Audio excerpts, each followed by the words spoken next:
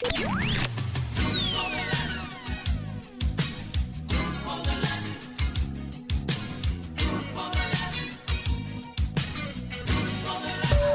you for joining us for another edition of Chicano Music Chronicles with Mark Guerrero. Mark Guerrero is a singer-songwriter and recording artist who's been making music since he was a teenager in East Los Angeles in the 60s as part of what has become known as the East Side Sound. He's the son of the late great father of Chicano music, Lalo Guerrero. Mark Guerrero, who has a degree in Chicano studies from Cal State Los Angeles, is dedicated to preserving the rich cultural heritage of Chicano music. And now, here's Mark Guerrero. The focus of this edition of Chicano Music Chronicles is Chris Montez. In 1963, Chris toured with the Beatles. Between the years 1962 and 66, he had 5 top 40 hits. His musical career continues to the present day. He just got back from a tour of Europe last month. Chris, welcome to Chicano Music Chronicles. It's an honor to be on the show. Thank you very much for having me. Pleasure's all mine. We've been talking about this for a while. I'm glad it finally happened. Yeah, I'm glad it did happen. So you were born Ezekiel Christopher Montanez, right? Yeah, Ezekiel Christopher Montanez, right. Montanez, with a tilde on the end. And you grew up in Hawthorne, California? Yeah, I grew up in Hawthorne, California, that's right. And you went to school with the Beach Boys? Yeah, I went to Hawthorne High, and I had some of the Beach Boys in my class, and I hang out with them, yeah, before we became whatever we became. Yeah, I read where you had Brian Wilson in science class. Yeah, science class, and he was a clown. He used to like mess around, you know. He was quite an individual. That's for darn sure. And you also went to school with Olivia Arias, who later became Mrs. George Harrison, right? Yeah, well, she was coming into high school. When I was in high school, she was getting ready to come to high school. So toward the end, she popped in. But I remember I used to go over there next door, and because her friend Ron hung out with us. My real name is Ezekiel, so everybody knew me as Zeke. They cut it down. So I remember going over there and visiting her brother, and he'd come and hang with us. And she says, "Hi, Zeke." She'd be real shy, you know, and come out and say hi, you know, and everything. And it's funny because I didn't know about this till later in the years that she had married George Harrison, the same Olivia that used to come out and flirt and smile with me, you know, when she was a young girl. And in kind of recent tours, when you've been in England, she's actually shown up to your concerts. Yeah, I was amazed. And when she come up, she says, after I finished my show, and she says, "Hey, do you remember me, Zeke?" And I said, "Oh, Olivia." I could not believe it. I was so impressed that she came to see me. She's Olivia, this young little girl, and all of a sudden she's a young woman, a lady, and she had her son. He was about 12 years old, Harrison, you know. Yeah, Donnie. Donnie, yeah. Yeah, it was a trip because then I said, "Where's George?" He was supposed to come, but she said he had to go to L.A. to receive an award there. I said, "Oh, shucks." Yeah. So it was a very nice time with her, you know. So when you were in school, one of your first big influences was Richie Valens, right? He kind of inspired you? Yeah, yes, because, you know, when they say Richie Valens, I thought, well, it's just another singer. But when I realized he was Mexican, I said, "Oh, my God, the Mexican rock and roller. I mean, I'm in, you know. I want to be like that, you know." But I really didn't aspire to be a rock and roll artist or an artist. It just happened. By the grace of God, I always say that because he had plans for me. And I remember something told me to go make a little demo record, you know, and I went to the studio, and it cost me like $25, and it was a lot of money for me. And I took a couple guys with me, and we laid these tracks, and I was kind of nervous. Not nervous. I was nervous about the time because I didn't want to exhaust all my time because, you know, I wanted to get this 2 songs down, and I finished them, and the first song was called "She's My Rockin' Baby," and the other one is called "Forgive Me." And it's a ballad, and the other one's kind of a rocker, you know. And so I had no idea that something would come out of it because I used to come home from high school when I was a sophomore, and I come and watch this show called The Dick Clark, and I see all these cavalcade artists, you know, and I say, wow, you know, like Fabian and, you know, all these different other artists, Chuck Berry and, you know, name it. And so when I made this recording, I came home and I played it for my mom and everybody. I was kind of proud that I made this record, but that was the extent of it. And then I came home, later on I came home from school one day and my mother says, these people keep calling you about recording, you want to make a recording with you. And I thought it was a joke because my mother never spoke English, nor my father. So I said, did you get the number? By the grace of God, she got the number. You know, I don't know how she did it. Anyway, I called them up, and sure enough, they were producers. And one was Barry DeVorzon, and Billy Sherman was his partner. And that was the beginning of my career, because one time I was finishing this song called All You Had to Do Was Tell Me, the first song I ever wrote. And he sort of gave me an approach to writing songs. So he helped me, gave me a form on that song, and with lyrics and hook, you know, having a hook. And so we're sitting at the piano, and all of a sudden there was a knock at the door, and he says, come on in. So he comes in, and I'm sitting at the piano, and I look to my right, and Barry says, oh, this is the guy who had She Looks Like a Dream, Peaches and Cream. You know who that is? Yeah, I forgot his name. Who was it? Johnny Burnett. Oh, okay. And he had the #1 song, and I said, wow, Johnny Burnett. He said, yeah, Chris, glad to meet you. You know, he had a southern personality, and he said, well, I was thrilled, elated, and so he left. Good luck with your songs, and that was the last I saw him, but it was an honor to meet him, you know. Years later, Ringo had a hit with that song, too. Yeah, I know. It's unbelievable. You're 16. Yeah, you're 16, yeah. So how did you wind up recording Let's Dance? Was that your first record or your first hit? No, all you had to do was tell me. It was first, it became regional. Different states, it was top 10, top 5, you know. But it didn't break nationally. That's a beautiful record, though, and it's a really, really nice vocal, too. Thank you. I can't do it anymore. I'm just kidding. Yeah, so actually, you know, from the Richie Valens influence, you know, I wanted to sing a lot of songs in that style. And so I wrote a lot on the Let's Dance album, that style, but my producer and friend he says, I got this idea for the song, and he came up with Let's Dance, and I really didn't want to do it because it wasn't what Richie Valens would sing, or, you know, I didn't think that would be my genre of music. Make a long story short, we recorded. Next thing I know, I'm on the road. I'm on the charts. Now, the guy that wrote that song, what was his name? Jim Lee. Jim Lee, right. Yeah. And so, so you recorded that song, and that was released as a single after All You Had to Do Was Tell Me, right? Right. And it just took off. It took off. It started taking off, yeah. And next thing I knew, I was, you know, on the radio all the time. And you were only, what, like 17? Yeah, 17, yeah. Still in high school? Oh, I was just getting out, so I would say I was already out. I had already graduated early, because what happened is, shall I regress a little bit? Okay. You know, when I was going to school, I couldn't read. And so, see, spot, go, and all these words, I couldn't read that well, and it was real slow, and the kids used to make fun of me. So this great teacher by the name of Miss Fanjoy, she said, Ezekiel, I'm going to send you in the class next door, and they're teaching you how to read, you know, a reading class. And the kids started laughing. I thought, wow, that's cool. I get to get out of here and go work on my reading. When that whole thing transpired, it's just like, wow.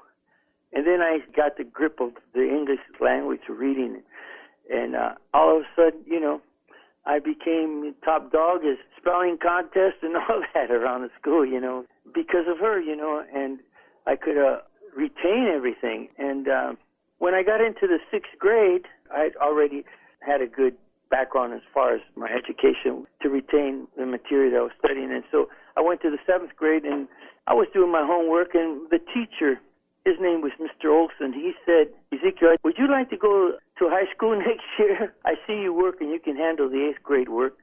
I said, you must be kidding. He said, no. So I went to summer school, finished my summer learning about the Constitution. And next thing I went from 7th to 9th, and all of a sudden I'm in high school with these big guys. I mean, jeepers. So the point I was going to make is that lady suggesting opening the opportunity for me to study how to read advanced me. I even skipped a grade. Those are like special people that come around in your life. Yeah. You evolved from not reading to skipping a grade. I mean, that's pretty awesome. The next thing I was in high school, yes. Yeah. So getting back to Let's Dance. Okay. So you had a hit record, and I know at one point you wound up in New York and you were supposed to play the Apollo Theater and something went wrong. Yeah, well, they said, okay, you're going to do the Dick Clark show. And I said, you got to be kidding me. You know, after coming home from school, watching these shows and all these artists. And I said, wow, I couldn't believe it. I was thrilled. So the next thing, I'm on a plane on my own, never been out of L.A. And then I go to the Dick Clark Studios in Philadelphia. And the next thing I do, perform Let's Dance and meet Dick Clark a little bit. And then they said, from here, you got to go to the Apollo Theater. So, and I remember getting on a subway. I've never been on a subway.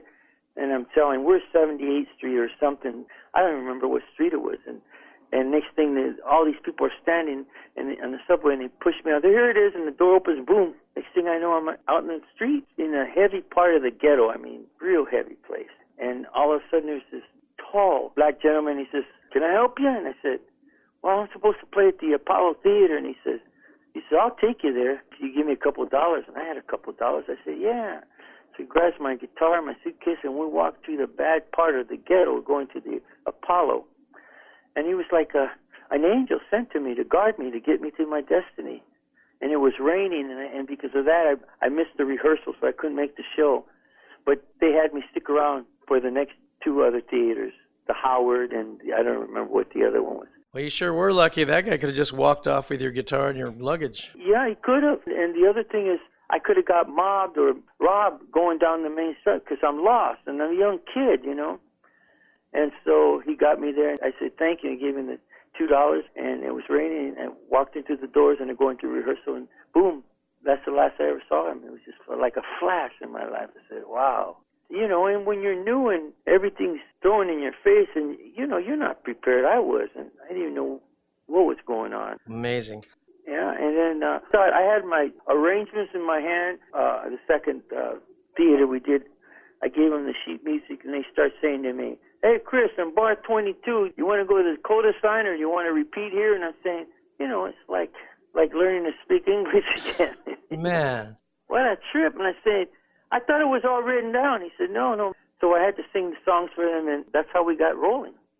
Wow. And that was the show with Smokey Robinson, Jerry Butler, and Screaming Jay Hawkins. That was my introduction to showbiz.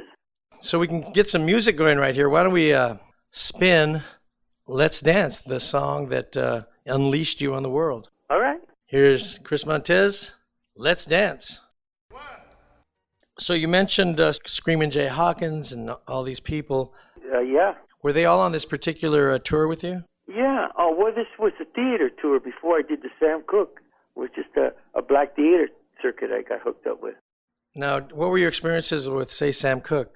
Well, when I came back, they wanted me to do the tour with Sam Cooke, so it was a wonderful experience. I mean, a lot of times, you know, I never saw black and white restaurants and black and white this and black and white that, and I was kind of mad. I was insulted because I think, in America, what? Are you kidding? I'm from Los Angeles, but I mean, I never knew that situations like this happen in America. I mean, we're all equal, and I'm saying, wow, and I said, I wish there was a in-between restaurant or in-between toilets because I get found whichever side I go. So what, was that just in the South that you ran into that segregation? Yeah, through the whole South, yeah, because I remember driving into these towns in these big buses too, and, you know, there'd be people out there like if it was a parade, you know, but I don't know why they were doing it. Maybe it was because of the middle of the weekend, and that's the way they were out. They're out buying stuff and walking the street. And sometimes they said, hey, hide your head. They're going to think we're freedom riders. If they see you, think we're freedom riders.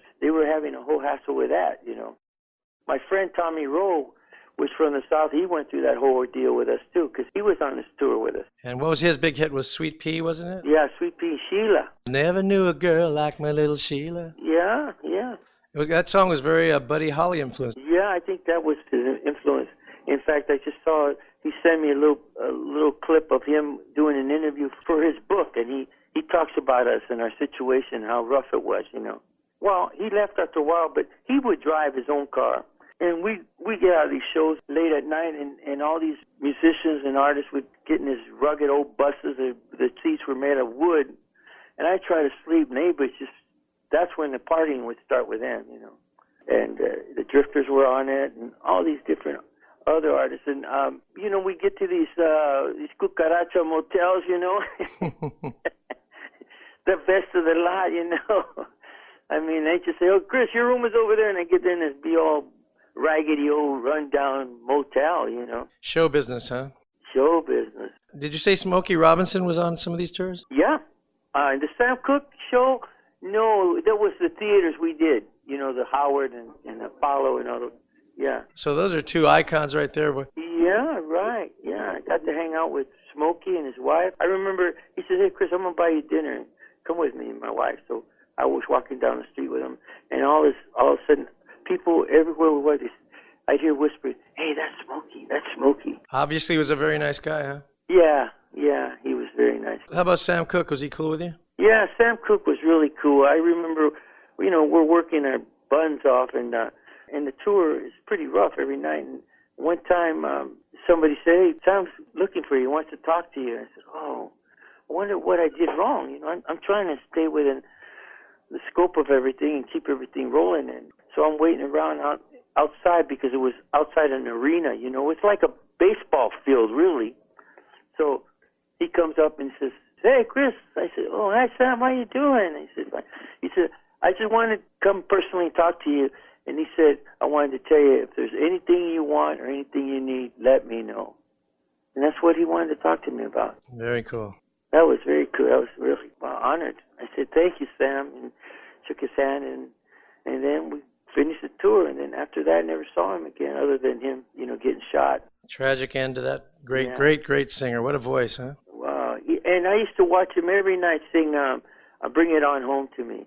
And I watch how he'd sing to the girls every night. It was a great performer. Did he have somebody harmonizing with him? Because the record had Lou Rawls on the harmony with him. Probably had somebody. Because I always loved that harmony. It was incredible. Oh, yeah. And that was the exciting part of my life. And then after that situation, I came home and did a few shows here in the States. And then next thing, I was invited to go to that UK, United Kingdom. And there you were with the Beatles. And there I was with those four hoodlums. Before we get to the hoodlums, let's play another song here. Okay. And I selected a No. Okay. And I selected it because, man, it was very, to say the least, inspired by La Bamba, right? Exactly. Richie's version. Yeah. I said, well, you know, I'll write something I want to write in the same field as La Bamba. It's exactly how I try to do it. And you actually used the Dan Electro bass, just like on the Richie record, right? Yeah, you know, I'll tell you a little story. When I went to record Let's Dance, the whole album, there was, you know, I walked in the studio and there's all these musicians and they're all talking, warming up. And I see this girl in this corner over there with her bass, and I said, "Oh, no, why did it pick a female? I've never seen a bass player." I figured, well, they're just slacking or something. So I walk up to her and I said, "Oh, how you doing?" "Hi, Chris, how you doing?" I said, "You know what? Could you give me sort of the don don don don, you know, kind of Richie thump bass when we do my stuff?" And she says, "Sure, Chris, I did all Richie stuff." She recorded that album. And I said to myself, "You gotta be kidding." Another godsend, you know what I mean? So you wrote that song, and now you actually got to see Richie Valens perform before his tragic plane crash. Yeah, he came to Hawthorne at a hop, and it was like 200 people, and it cost me $2 or something like that. And I went by myself because, you know, I admired him. He was my hero, and so I sold out, of course, you know, hops are, and there was a band playing, and I'm way in the back, and they said, "Richie Valens going to be out in 10 minutes, okay?" And they're breaking down and getting ready. And I didn't care if I got front stage or nothing, because all I wanted to say, I heard him sing it live, Donna and La Bamba. That was my desire. And then when I'm standing there, out of nowhere, I turned to my right, and Richie Valens is standing next to me. Wow. You know, those things are amazing to me. And I said, "Wow." I said, "You're Richie Valens?" He said, "Yeah." And I shook his hand. I wanted to tell him exactly how I was feeling, what I thought about him. And I said, "I want to be a singer." And he said, "Oh, good." And then they called him up, and he split and did his songs. And then, 6 months later, he got killed. So I got to meet my hero. Man, I swear, there's been a guiding hand over your life, huh? Yeah, yes, there has. Yeah. I think all of us, if we turn around and look, you know. There's an angel back there somewhere, hopefully. Always. No, the Lord's always there for us. All right. So let's listen to the song, your Richie Valens-inspired song called No. Next up, we're going to play All You Had to Do Was Tell Me, which was your first record, and it had some regional success. Yeah. And it's a beautiful song, very, doo-wop of the period, and wonderful vocal. Your voice sounds smooth as silk. Thanks. And you did another version of it with Kathy Young. Yeah. Later, the producer wanted to try it as a duel. Yeah, and I consented to it. Yeah, let's do it. And Kathy Young and I became very good friends. I've known her for a long time. Kathy Young had that big hit, 1,000 Stars. Yes. I loved as a kid. Yeah, me too. Yeah. So she did a great job and it was good, but I do prefer your solo version. I think you do too, right? Yeah, a lot of people prefer that. So let's listen to your version. Okay. All you had to do was tell me. Next up, we're going back to the Latino side, eh? Latino side, huh? The Latino side of the tortilla. Okay, sounds good to me. You had a song called Chiquitita Mia, Oh, yes. and that was on your Let's Dance LP too, right? Yeah, right. So you right away, you were like pushing the Chicano heritage, right? Yeah, it was who I was, and I thought, these ideas just came to me, and I thought, well, I do something Americanized with some Latino, some Spanish in it, And my roots, like you said, I wasn't planning on it. It's just who I was. I mean, once you're a Mexican, you'll always be a Mexican, so that's what I am. So what gave you the idea for that particular song? And was there a girl, a Chiquitita? No, I just started writing about, I get the ideas of how, I think it's just, I heard that phrase, chiquitita, oye chiquitita. So I came up with Chiquitita Mia. That's how it started. I read somewhere that when you were on tour in England with the Beatles, you did some of these Spanish language things, didn't you? I think, I don't remember what I did on my set. It was a lot of from the Let's Dance, Some Kind of Fun, which was the second biggest hit over there for me in different parts of the States. And I did No, that's right. And what was the reaction from the English fans? Oh, they loved it. Of course, we always get mobbed. I mean, I got mobbed all the time. It was a wonderful experience. It was a great experience, but I wouldn't want to live that life. I mean, I'm glad that it ended for me to an extent. I mean, I love the people and everything, but the life, you're running to the boss, you run in the room, people are screaming, and it's fun after a while, but I think it must get old to some people, because I know it would get old for me, because I love people, and I'll talk all day to different people. Oh, that's the other thing I wanted to say. When I met Richie Valens, and he was so kind to me, and he shook my hand and made me feel so great, I'm a fan, and I said to myself, if I ever become famous or get a record deal or become somebody, I'm going to treat everybody like Richie Valens treated me, no matter what fans, anyone comes up to me, talks to me. That's my foundation. That's my premise in life. Sounds good, man. Well, let's listen to Chiquitita Mia, and then we'll talk about the Beatles. So here's Chiquitita Mia, ese. Okay. So the Beatles. The Beatles happen to be my favorite all-time group. And I know in 1963, right after Let's Dance hit, you found yourself on tour of England with the Beatles, and you and Tommy Rowe, who we've mentioned before in this show, was your co-headliner over the Beatles. Yeah, and the posters and flyers says Chris Montez, and then Tommy Rowe, and then opening act, the Beatles. Down at the bottom, the Beatles. It makes me laugh because it's like not a joke. It's like, what a funny experience. What a great experience. I mean, some people would say, well, I wish I had this and that. No. Life is too short for this and that. You just enjoy it while you can and accept whatever comes of it, as an experience. So my understanding is that the Beatles may have had Love Me Do out, maybe a record or so. Yeah, they had Love Me Do. I used to watch them. I remember the first show we ever did. When I went there and met them and we're walking around stage, and I noticed a lot of other bands that were doing the shows around there the following days. They all had that British look, that British, genre of dressing or whatever. And the hair. Yeah, sort of the hair. And the Beatles were natural guys, but that was the look I saw them with. And so I remember when they first went on stage, because I'm already pumped up because I'm already becoming quite active on stage, and I know what it's about after working with all these different acts I've been on tour with, so they taught me a lot, In other words, I know how to drive a car. Yeah. So make a long story short, the first thing, then now the Beatles are screaming, Then Paul starts singing, I'm going to tell Aunt Molly about Uncle John, And I said, wow. And they started rocking it out.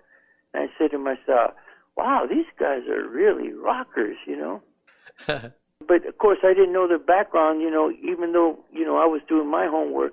They were doing their homework, playing in all these German bars and everything where it's really rowdy. I remember when I was a kid, back before the Beatles, we Americans couldn't imagine English kids rocking out because we had that image of them with the bowler hats and conservative. And yeah, they're real square-like. Yeah, how could they rock like that? It was like really shocking. And to tell you the truth, doing these tours, I've come to understand the British. And, man, these young cats are tough cats. They'll get down with you. They're tough. They're rough. They're not how we see them, just where, they're gentlemen and all that. They're tough. They can get down. They're not afraid. Just as tough as Americans. Yeah, they're tough as Americans because they grow up playing soccer and rugby. That's a rigorous approach to how they are. And there's a lot of poor and working class English guys, just like the Beatles grew up. They were tough, just like growing up kind of in East LA or something, Yeah. The only thing that the British differ from us, like I talked to a lot of these artists, they were growing up when there was bombs being dropped in all over London and all that. That's tougher than we went through there. Yeah, even Peter Noon told me that, and his parents would say, don't get near those things because there'd be holes and there'd be bombs that never went off. And Liverpool got the hell bombed out of it. Yeah, can you imagine that? Oh, okay, so while we're in the Beatles, I got to say, so we became good friends. They took me, and I had some Beatle boots, they call Beatle boots, and they took measurement of my foot, and the guy made me like 6 pairs, and then I had a couple suits made. They were beautiful. But I remember before I went to England that this guy who dressed me said, these are the latest jackets in England, and they were like Nehru, collarless. Collarless, yeah. Yeah, and I thought they were cool, so I took them, and I thought, man, I'm going to be ahead of the game here. When I went over there, people asked, where'd you get that jacket? I'd like to have a jacket like that. I'd like to buy that from you or something. I said, wow, that guy lied to me. He said this was the end thing, and it wasn't. They were just dressed different. So that was the scene of that. Oh, by the way, everywhere the Beatles and I went, we hung out. Mostly I hung out with John and Paul. And I remember that... they talked to me, showed me different parts of England and what it was about. And it was amazing, And I remember when the end of the tour finished, Paul and John were talking to the tailor, and they said, hey, Chris, I got my book signed, and they said, it was great working with you guys. See you later, because all of a sudden they became big. They took over our show. Well, didn't they record their first album during that tour? Oh, yeah, okay. They took off for a couple of days. I'm hanging around, and they came back, and they said, hey, guys, where were you? And they said, we're finishing our album. I said, oh, Paul said, you want to hear it? And I said, yeah. So I go up there with the guys, John and Paul, and Paul puts on this first cut and goes, well, she was just 17. I said, you got to be kidding. I said, Paul, play that. I had Paul play that song for me 5-6 times. He said, you like that song? I said, yeah, and it was a big 33, newly cut, That was the album that had Twist and Shout on it, too. Yeah, and so going from that to the dress code, when I was saying my goodbyes, they said, hey, Chris, we're talking to our tailor. I hope you don't mind, but we're designing our jackets. We're going to make our suits like your jacket, that look. I said, oh, that's cool. I never thought anything about it. Later on, when I reflect on it, I say, wow, a historic movement. Anyway, so you see that first album, they're wearing that collarless kind of Nehru jacket. Yeah, on the I Want to Hold Your Hand single, they're wearing those collarless jackets, too. I still have those coats. My friend, I gave them to him when I finished that tour, and he wore them a few times, and his name was Rocky Valdez. I said, here, take these. And he wore them, and he hung them up, and he passed away a couple of years ago, and he gave them to me back. Awesome. Yeah, and they're still like new. It makes me laugh. Do they fit still? Yeah. Oh, wow, you're amazing. Yeah, they still fit. That's crazy. Yeah, I know it. My old band suits don't fit me. Even the ones from 20 years ago don't fit me. Well, after you eat too many frijoles and enchiladas and all, you start putting on the weight. I like Mexican food too much, man. So tell me, Chris, tell me about your little incident with John Lennon on the bus. Oh, yeah, my incident with John Lennon. Well, yeah, I have this program that I had in England, and I had all the Beatles sign it before I left. Everybody makes a remark, long live the Queen and so on. But John Lennon writes, Chris, remember Mansfield? And that's where John Lennon and I got into a little scuffle because we were at a party, and I was kind of tired, so I got back in the bus, and I was sleeping, and all of a sudden I hear a bunch of loud noise coming in. It's the guys coming in, and John Lennon comes by me and pours a beer on my head, and I got up at him and said a few words, and we got into it, and they broke us up. But that's just one of those things that just happened. Did you wind up like rolling around the bus, or was it just punches thrown? We got entangled, and then we sort of fell a little bit, but it was just real fast. And they broke us. Hey, guys, and Tommy, Roll, and Paul, and then broke us up. Do you think John was drunk, or do you think he was just being a prankster? I think both. I think he was, had a little high, and he was being a smart aleck, I'll put it that way. Yeah. And I wasn't in the mood for smart alecks, and I didn't want him to think he could just do that to me. Anyway, the Latino that I am, you don't do that to me.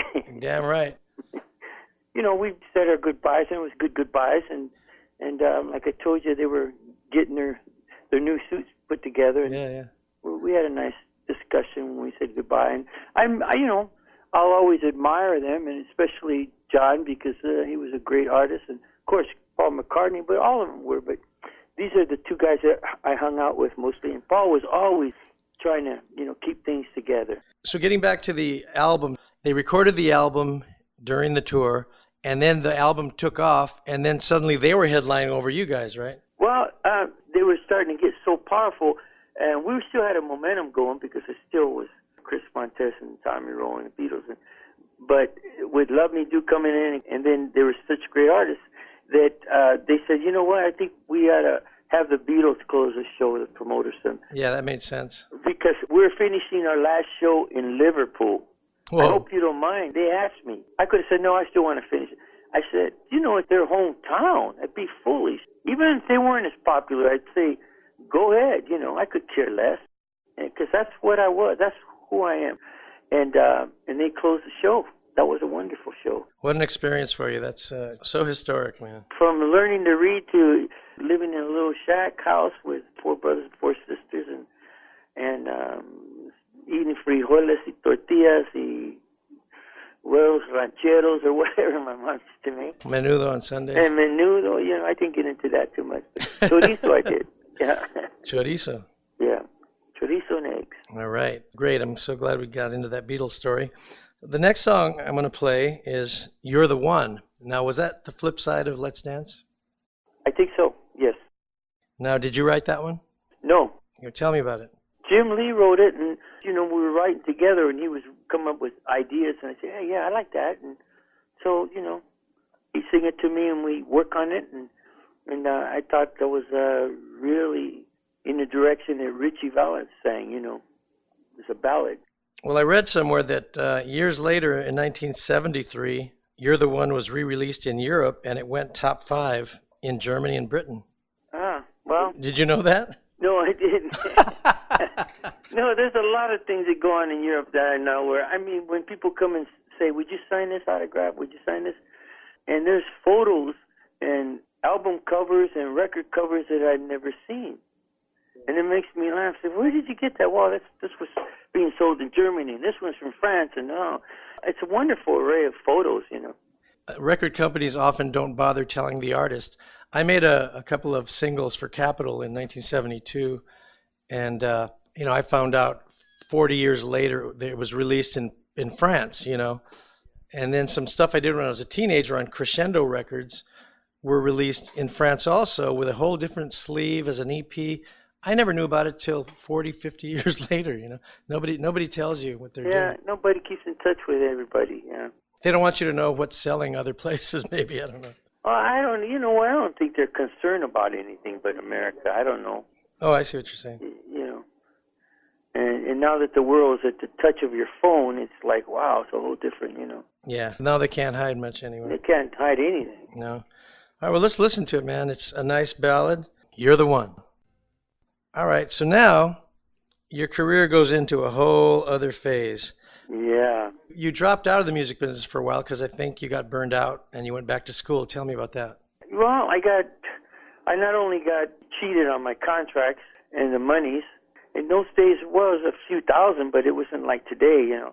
But it was the idea that I had to go through that whole ordeal, and I got representation to nullify the contract, finish it, because I wanted to go on. So, and I was disillusioned. I was feeling down, and after all this hard work and all this stuff, and all of a sudden you wake up to a reality that the guy was a crook, a thief, you know, this Jim Lee guy. And I forgive him, though. Before I say anything else, I forgive him, because it's no big thing. I don't carry that stuff. Anyway, so I decided to go to school at El Camino Junior College here in California. It's right next to Hawthorne. And I only wanted to do this because I wanted to be self-sufficient in music, know something about music, you know what I'm saying? And I didn't want to be intimidated by people who knew about music or the music field or their instrument. My instrument was my guitar, but the extent of my guitar was my writing, my ideas, and singing rancheras. But I had no musical background as far as learning to read and, you know, composition and structure. So that's why I decided to learn a little piano and learn about composition, analyzation. And I remember the teacher, he was so hard. I don't know if he would be classified as a good teacher that communicates with his students, but he told me, "You'll never make it in music. You'll never learn this music. You'll never learn music." Unbelievable. I know. And I said, I just took it as a grain of salt, and I just, okay, you know. So the other teacher was good, and I used to go out and play in the bars at this time, just to play with my friends. This saxophone player would be playing, and I knew a few chords, so, you know, we sing these rock and roll tunes. He'd be playing his horn, and also he showed me some things, which I totally didn't comprehend. I didn't have a foundation yet. And so he says, I got to go into Hollywood and pick up some music. This person doesn't like my songs. And I always used to see him. He said, "Come with me." I said, "No, I don't want to go. I don't feel like going hanging out." He said, "Come on with me, please." So I went. So this person comes out and says, "Bob, I can't use your music. Thank you anyway." And Bob said, "Oh, that's fine." And out of his mouth said, "Oh, this is Chris Montez." And he said this to this gentleman, which I didn't know, ended up being Herb Alpert. And he said, "What are you doing right now? You're the singer, Chris Montez?" I said, "Yeah." He says, "What are you doing?" I said, "Well, I'm just going to school." And he says, "I'd love to have you for my record company. I'd like to record you." And I said, he said, would you be interested? I said, "No, I don't want to record anymore." Now, was this must have been when A&M was a brand new company? Yeah, brand new company. Herb wasn't even taking off until we made our first singles then. You mean, was this before Lonely Bull came out or after Lonely Bull? Right about the time, yeah. Wow. After Lonely Bull, the first, yeah. Mm-hmm. And so he says, "Well, think about it. You know, I'd like to have you for the label." And I was, you know, I don't want to get involved with record companies anymore. It's too complicated, and it's a lot of cheating going on. Structure's terrible as far as I'm concerned. So I said to him, okay. So later on I come back, and he says, he gives me a staff writer. And so I started recording. I wrote a couple songs, you know. And we went to the studio and did everything. I did a rock and roll song called Go Head On. And I was playing harmonica at the time. I was right into this pocket, I thought. So he says, Herb doesn't like what we've done. I said, that's why I didn't want to get into this. Another road to the left, you know. I said, so he says he wants to talk to you. He wants you to come in. He's got an idea for you. So I nonchalantly walk in there, and Herb's, I got to say, Herb's probably one of the hippest guys I've ever known in music. He's a good-looking dude. He's hip, and he knows what's happening. And so he says, "Yeah, Chris, come on, sit down." And he says, "I got this song for you." And he stands up and he starts snapping his fingers, and he starts singing. Here's the idea. And he starts singing, "If you're feeling sad and lonely, there's a service." And I said to myself, "You gotta be kidding. That's not my trip. I can't even sing that. You know what I mean? That's for Sinatras and Bobby Darren's and that shit. You want me to, come on." He said, "It'll be great." So he he got me into it. And then, so at the studio, I'm there with the guys, you know, and he's running this whole groove going. He said, okay, good. No, I remember telling the drummer, no, give me a more of a lax feel, you know. Oh, that's it.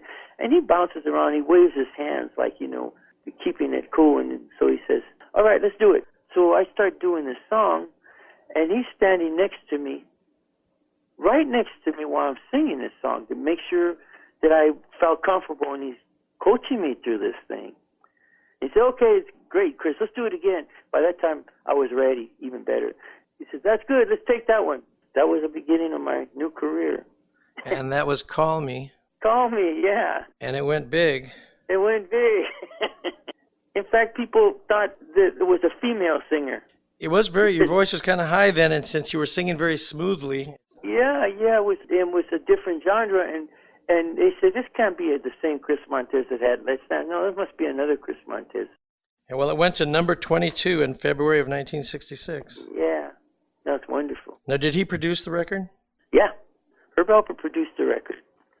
Yeah, he produced me, and he produced my vocal approach, because he was standing next to me. And I know he went on to produce a few more, but we'll get into those later. Yeah, okay. But let's listen to Call Me. Next up is a cover of a song that you did, Bobby Hebb's hit Sunny. You did your own version of it. Oh, yeah. That was a wonderful song. That was a suggestions from Tommy LaPuma. He was my producer then. But you did like the song. Yeah, oh yes, I did like the song. And I just did my rendition of it because I thought the song was great, you know. And had a little coaching with it, you know, and that was it. The next thing I recorded it. Well, let's check it out. Okay. Chris Montez's version of Sunny. Now, your voice was very suited for like bossa nova type stuff too. When you did that smooth version of your voice, it worked well, so it made sense that you would record The Girl from Ipanema. I can't believe that I even approached it. I mean, after a while singing these tunes, I fell into the pocket, you know what I mean?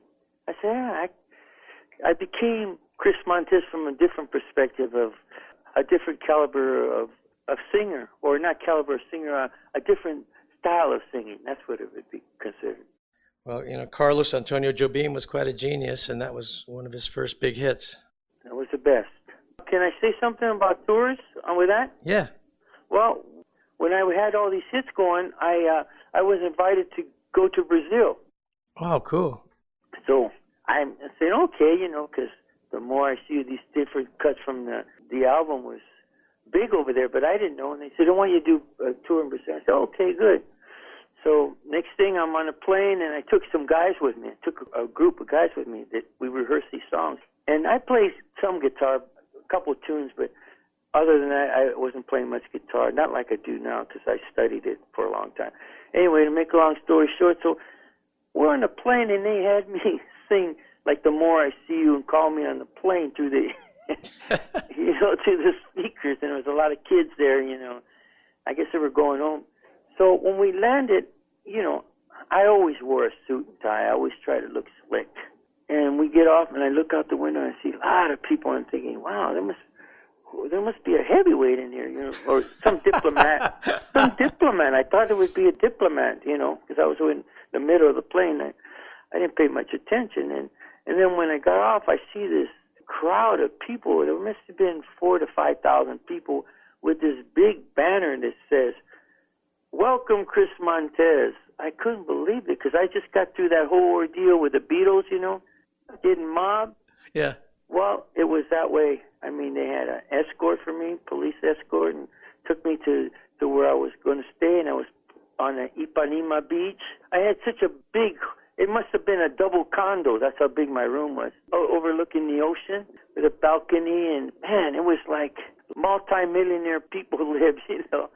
Me, I was just like, wow, everything was brought to me. The servants would come in the mornings. They'd bring me breakfast and fruit and all this, and it was like top of the morning to you.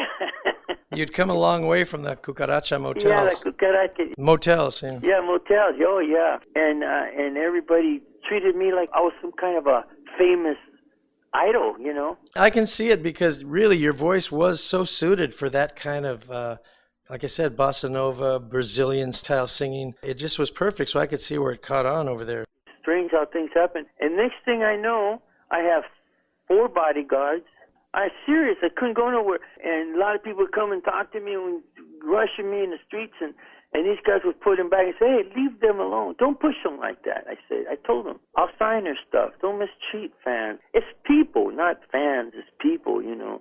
Because remember, I was knocked out with Richie Valens as a fan, so I know what it's like. Mm-hmm. And that was a vow I made. I treat people the same. And so it got out of hand. I mean, everywhere I went. And talking about, you know, when I live in the house and eating at the table, and sometimes I said, well, my brother would get the last morsel of food or frijoles or chile verde. And you know. So all of a sudden, I get an invitation, and I got several before while I was there. And besides different parts of Europe that I never mentioned, but this one person owned an island, and he had a dinner specially for me. And all of a sudden, there I am, being honored, and big table, and all the food I could eat. And it was just like, I laughed to myself, says, you guys must be kidding. It's got to be kidding, because it's a joke to me, because to ever think that I would be honored and serve it with such royalty, it was unbelievable to me. And you think back to the days when you couldn't read, and then when Yeah. when your college teacher said you'll never make it in music. Yeah, and I should just interject. I'm writing a book about my life, and it's going to be called Let's Dance, and I want to direct it to all the young people that are in my category. Anyone, no matter what color, whatever your dream is, go for it. My dream, I went for it, but it wasn't a dream. It was just something that happened, thought about, but I never thought it'd come to realization, you know. Well, there you were in Brazil. Oh, And here I am in Brazil, and then this big dinner, and drove over there in a yacht, and then get off in this island, and all around the island was his house. So you couldn't walk out away from his house, and it was beautiful, and he treated me so kind, and I had a lot of people treat me like that in different places. I remember going to this place up in Brazil, up a big mountain with 2 trucks, you know, taking us, and people would be standing on the side. They were Indians, Brazilian Indians, and they wave at me, you know. They're probably wondering, what's going on? Where are you guys going, you know? So I get up to the top of this place, and it's a nice club, no fancy, just a nice club. And so they never told me. So I get out, and I start doing Maja de Carnaval, ba ba ba ba da ba ba da. You know what I mean? yeah, On my classical, I start playing, and the group falls in with me. And then all of a sudden, the audience starts going la la la la la la la la. And they were singing with me, and that was the whole thing. And then the show was great. And then after the show, the guys told me that was the roughest place to ever play in Brazil, because if they didn't like your first song or first thing, they start throwing stuff at you. Whoa. I said, wow. So, you know, there's things like that fascinate me. Well, they are fascinating. Well, let's picture you on a beach in Ipanema singing this record, your version of The Girl from Ipanema. Next up is another one of your biggest hits, The More I See You, recorded also for A&M. Yep. And it had been a number 7 hit for Dick Haymes way back in 1945. That's right. Now, your version went to number 16 in May of 1966. So, Yeah. Did Herb produce this one too? There was an arranger called Nick DeCaro. He was not only a wonderful singer, but he was a great arranger. He arranged most of this stuff. Tommy LaPuma was the producer, so they worked hand in hand. And Herb Alpert just let them take me over after we got rolling. They already knew what style, which direction I was going in. Mm-hmm. So they start throwing these ideas on me. So did you like the song when they first presented it to you? The more I see you, I thought it was okay. You know, right now I'm in the pocket. I'm doing, you know, I got some popularity going on. I'm in a row, and, you know, everything's cool, so I'm cool, you know. So I ran over it a few times, and then we did it, and Herb Alpert helped finish. I think he mastered it, because he came in with some people, and we started doing la, la, la, la, la, and we got a group of people, even friends of mine came and sang with that. And then somewhere where he goes, you can hear him sing harmony in the background, Herb Alpert. Mm. And by the way, digress for a minute, I just want to say that when you hear him call me and he says, Yeah, Chris, that's her pal for saying that. On Call Me? Yeah. Okay, I'll check that out. Yeah. So next thing I know, I got this hit going, and all of a sudden I'm a hit maker for standards. This kind of music. Yeah, it's a whole separate side of your career. Yeah. Where did you record The More I See You and Call Me? What studios? That was at A&M Records. During that whole time, they bought this recording studio, which was the Charlie Chaplin studio. They had already bought that at that time. Yeah, so we started recording there and doing our thing there. Yeah, so it became the end place. On Sunset and La Brea. Sunset and La Brea, yes. Oh, and in 1973, I was signed to A&M Records. So 73, 74, I was there. Yeah, and I never come across you. Isn't that funny? Actually, we almost crossed paths in the early 80s, but we'll get to that later. Okay. But, so you must have been recording those things like 1965, maybe 66. Yeah. Wow. Oh, when we talk about The More I See You, somebody showed me a clip in this YouTube, and I forgot all about it. I'm singing to this girl on the beach, and I got my surfboard because I used to like to surf. I surfed a lot. Wow. I used to hang at the beach. So I'm singing to this girl, and I forgot about that footage. And when I look at it on YouTube or wherever they're showing it, it takes you way back. And I say to myself, that's me? It's like, wow, it's strange. So you were like a Chicano surf dude, huh? Yeah, oh yeah, yeah. In fact, yeah, I used to get in grumbles, sort of altercations, because I'm a Mexican surfer, and my friend that I hung out with did a lot of surfing also. We didn't have bleached hair, so I was sort of not supposed to be there, ostracized from that whole trip, But when I see that on The More I See You, it's fascinating to me. And talking about surfing, when Brian and the guys told me they were calling themselves the Beach Boys, I thought to myself, the Beach Boys? I do more surfing than you guys. Only one of you surfs, and that's Dennis. Dennis, yeah. So The More I See You actually went higher on the charts than Call Me, and Call Me was a huge hit. Yeah, right. But More I See You got to number 16. Yeah. May of 1966. So let's listen to it. Okay. Chris Montez, The More I See You. Another song that you did a nice version of is Burt Bacharach and Hal David's The Look of Love. Yeah. Well, who picked that for you? You know what? They were just, I'm in this pocket, and we're just trying to pick good tunes that I could handle, good standard songs. They were hit songs, and that's why they chose these songs. It's more or less an album package, you know what I mean? Mm-hmm. A group of good songs, And once again, it fit with the vibe that you were really working with. Yeah, exactly. All right, well, let's listen to it. Okay. The Look of Love. Now we're going to get back into the Latino thing, eh? Here's a song called No One Knew, and it came from a 1974 LP called Know Digas. Oh, yeah, that's another transition I made. Yeah, you had 3 whole careers, really. Yeah, okay, and what happened is I left A&M because I was getting lost in the shuffle and everything was changing. So I said, I'm going to go, and he said, okay. They didn't want me to leave, but I went anyway. I shouldn't have, but I did. That's another story. And then this producer from New York, Billy Michelle, he worked for CBS International, came looking for me. He came from New York to L.A. looking for me. He was a big fan, and he had his ideas. So that's how that whole group of new songs and ideas formulated. Now, did you write that one? Which one? No One Knew? Yeah, Billy and I wrote that together. Billy Michelle and I wrote that together, yeah. And so what was the idea of the lyric? Just a love song, Two people that never thought that they would stay together, All right, well, let's check it out. No One Knew. Now we're going to flip back to your mellow style, and it was another hit for you, one of the middle-of-the-road type hits on A&M Records. It got to number 33 in September of 1966. It had been a number 19 hit for Sammy Kaye way back in 1943, another old standard that they brought to you, and it's called There Will Never Be Another You. Oh, yes. No, everywhere I go in Europe, they want to hear it, even though sometimes I don't do it. But this last tour I did in Europe, everybody wants to hear There'll Never Be Another You, and I'm doing other things. I want to sort of getting back more into the rock, but I do a whole set of standards, like Call Me, No More I See You.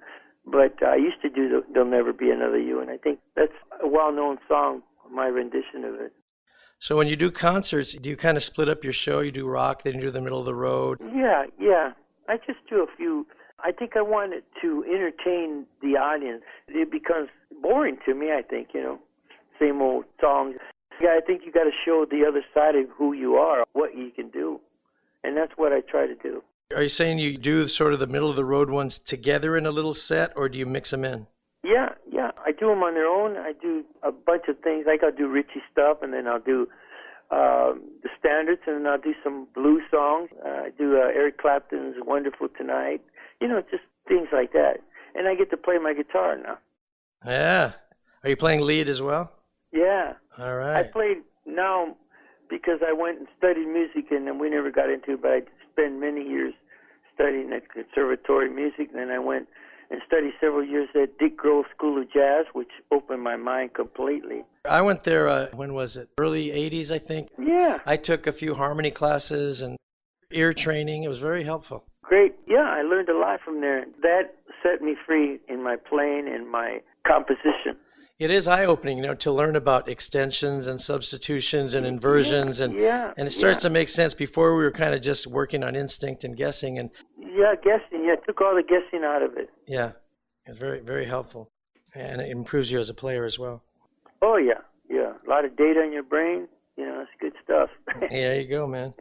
So let's check out that standard you did called "There Will Never Be Another You."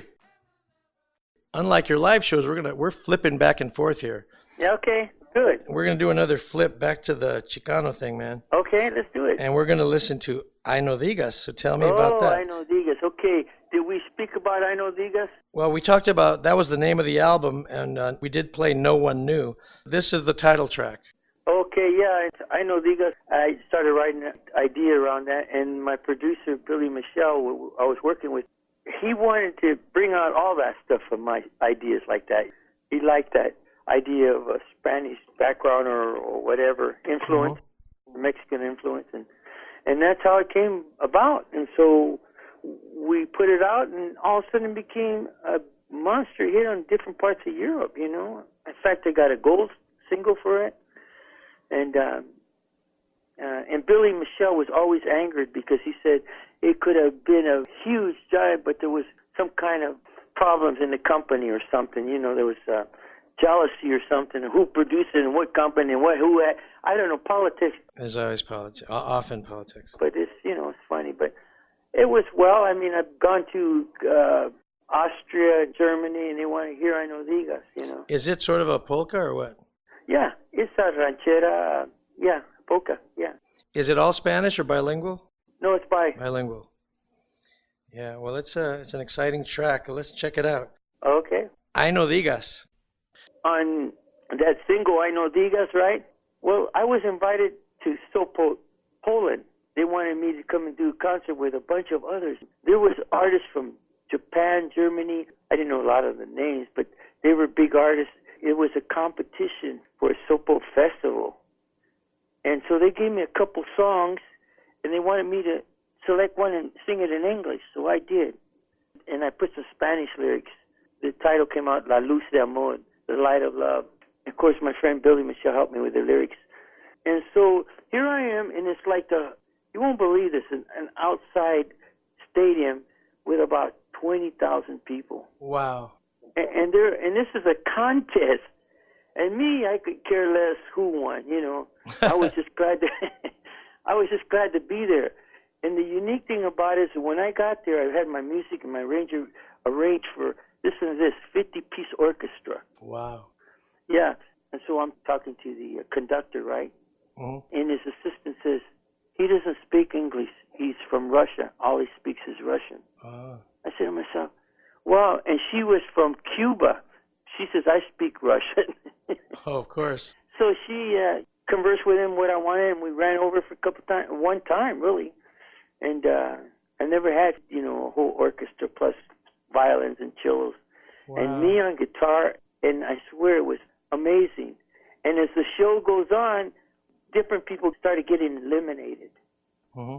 And I was still in the picture, and I had no idea. I could care less. I was having fun. I'm going to have fun with this, Mm-hmm. If you go in it where you won and when you need to win, you already lost, you know. That's right. You won't enjoy it as much either. Yeah, I wanted to join. So whoever got it, God bless him, because I've already done my things. And so to make a long story short, then it came down to 3 people, and I was one of the 3. It came down to the last pick, and I got picked. There was a winner in the second, and then a special artist. I got jury award, where all the judges they voted me the best artist of the whole place. Wow. I mean, I just made me laugh, thinking, wow. So then I had to do the live show, you know, to receive my awards and flowers and all this stuff. Uh-huh. And I'm singing to all these people, and they started singing with me. It was incredible. Wow. So that was a wonderful experience in my life. And you know what? I saw somewhere on YouTube the Soapboat film. It's a part of it, and you won't believe it if you ever get to see it. I advise whoever wants to see that to find it. Now, how do you spell that? Soapboat, S-O-P-O-T. Now, did this happen like in the early 70s? Yeah, Because that's when Know Digas came out. right in that time, yeah. So it was amazing experience. I mean, and I couldn't go out of the hotel because I guess it's communistic still. Yeah. So that was an interesting thing in my life. I'm glad you told that story. That's Yeah. a good one. That's a good one, man. Now, once again, flipping back to the conservative. Okay. And this is Time After Time. Oh, yeah. Went to number 36 in December of 1966. It's funny, I never paid much attention to Mhm. charts. I just knew it was playing, and that was good enough for me, you know. And you could always tell by the checks in the mail, right? Yeah, you know, making money, you know, trying to make some good money. And it's funny, I met Sammy Kahn, who Wow. wrote that. I don't want to get into that was in a dark time of my life. Anyway, he said, "You're Chris Montez?" Yeah, and we talked, and he said, "Come here, I want you to come to his office."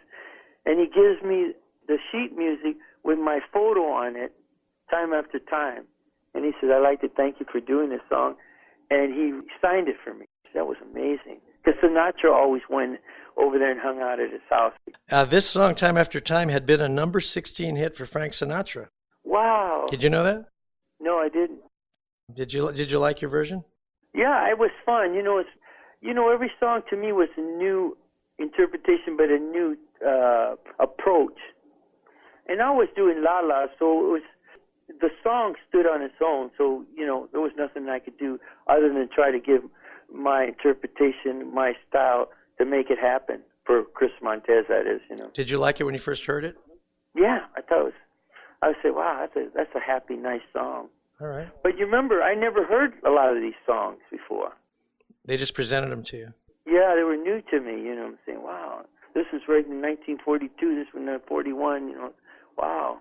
But that made it fresh for you, right? It was a brand new song, fresh for you. Yeah. And then we already knew, after we rehearsed it, went over it, how I was going to sing it, and the style was a la Chris Montez, you know. Well, let's listen to it. Okay. Time After Time. In 1983, you made an album for A&M Records called Cartas de Amor. It was all in Spanish, produced by Jose Quintana. And the song we're going to play is called Lo Nuestro. So tell me about the album and the whole experience of that.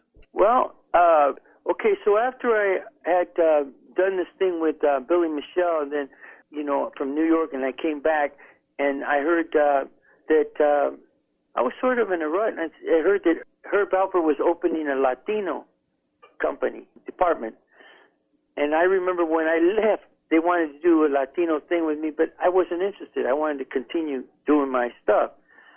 And so I come back and I said, oh, it took a lot of nerve to go in there and sort of get ready to get people saying, what the hell, what are you doing here? You know, you just left the company. You come back crawling to us and you want us to record you or sign you. That's the feeling I had. Mm-hmm.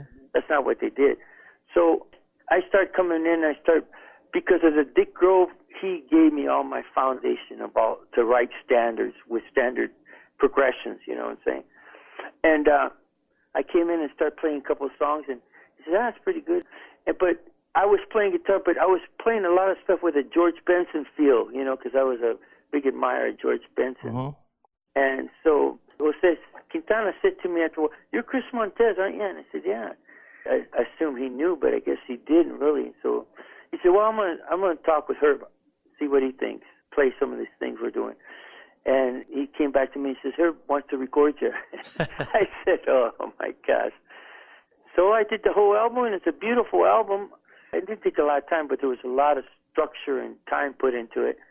And then it didn't take off as well as could have, because the people who were doing the distribution, and Herb Alpert also had a new album come out, and he put it with them, distribute around the Latino areas. They botched it up. Well, tell me about it, because one of my songs was on Herb's album at that time. There you go. Yeah, I had a song called Pre-Columbian Dream, Yeah. Sueño Precolombino. I wrote that, and Herb recorded it, and it was on the album that Jose Quintana produced for him. Which one was that? It was called Noche de Amor. Oh, I'm not familiar with that album. Well, I think the American version of that album was Blow Your Own Horn. Oh. The Latin American and Latin version was Noche de Amor, and my song was on Noche de Amor.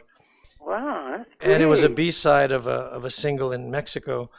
But so in others, I was around there at the same time as you were, but we never kind of ran into each other. Yeah, we never ran across each other because, wow, that's interesting. Talking about songs, Herb Alpert recorded one of my songs on, it's called Going Places album, and it's called Cinco de Mayo.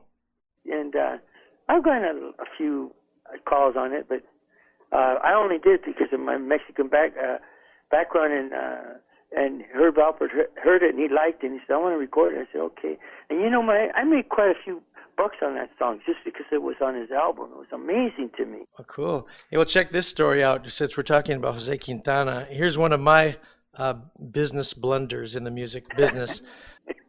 So right around this time, Herb had recorded my song, and I had a song called On the Boulevard that a lot of people thought was a hit.